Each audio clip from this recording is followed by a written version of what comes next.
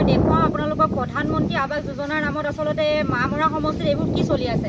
প্ৰধানমন্ত্ৰী আৱাস যোজনা এই দিচাংপানী গাঁও পঞ্চায়ত মামৰা উন্নয়ন খণ্ডৰ 2019-20 বৰ্ষত যি প্ৰধানমন্ত্ৰী আৱাস যোজনা ইয়াত দিয়া হৈছিলে, এই প্ৰধানমন্ত্ৰী আৱাস যোজনাৰ নামত আচলতে চলিছে কি, আৰু সেইটো এটা 2019-20 বৰ্ষৰ ঘৰ আৰু এটা আছে ইয়াৰ লগতে আৰু এটা পৰিয়ালৰ লগতে লগাই 2022 বৰ্ষৰ এটা ঘৰ, দুইটা একেলগতে বনোৱা হৈছিলে। কিন্তু আজি এই ঘৰটোত আচলতে ইয়াত থাকিব পৰা অৱস্থা আছেনে আপোনালোকে নিজে দেখি পাই হয়তো চকু কপালত উঠিব আপোনালোকৰ।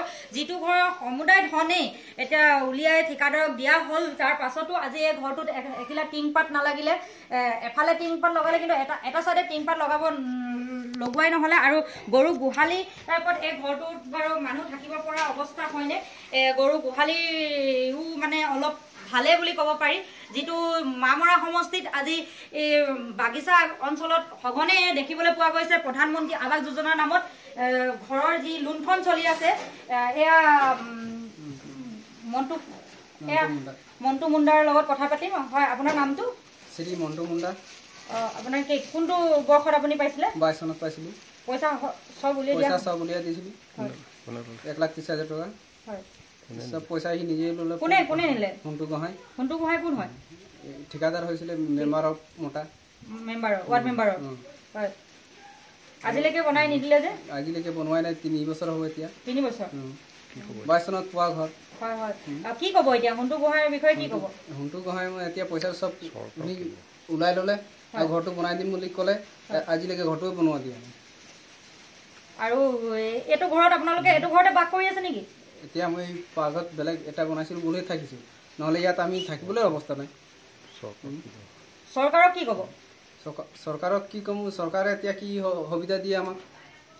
চৰকাৰেতো অলৰেডি দি গ'ল আপোনালোকৰ যিটো ঠিকাদাৰে আমাক। ঠিকাদাৰৰ ওপৰত আপোনালোকে চৰকাৰক কি আহ্বান জনাব যে এনেকুৱা লুণ্ঠনটো? আৰু চৰকাৰে ঠিকাদাৰক দিলে জমা ঘৰটো বনাই দিব বুলি।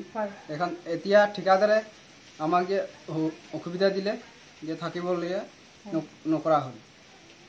এয়া আচলতে এঘৰ প্ৰধানমন্ত্ৰী আৱাস যোজনা পোৱা এটা পৰিয়াল, একেবাৰে দৰিদ্ৰ পৰিয়াল। চাহ বাগিচাৰ বনমালী চাহ বাগিচাৰে যি দৰিদ্ৰ পৰিয়ালৰ আচলতে এইবোৰ লুণ্ঠন চলি আছে। একেবাৰে ঘৰৰ কোনো পানী পৰি থাকিব পৰা এটা অৱস্থা, টিংপাত লগোৱাই নহ'লে আজি 3টা বৰ্ষত, আৰু এটাৰ সম্পূৰ্ণ আদায় হৈ যোৱাৰ পাছতো আজি ঘৰৰ কোনো মানে মানুহ থাকিব পৰা অৱস্থা। গৰু গোহালি পৰিণত হৈছে, এইটো গৰু গোহালি লৈ হৈছে। ইয়াতে সৰু সৰু ল'ৰা ছোৱালী ইয়াতে থাকে, ইয়াতে পঢ়ে আৰু শুৱে, ইয়াতে খাবলগীয়া হৈছে।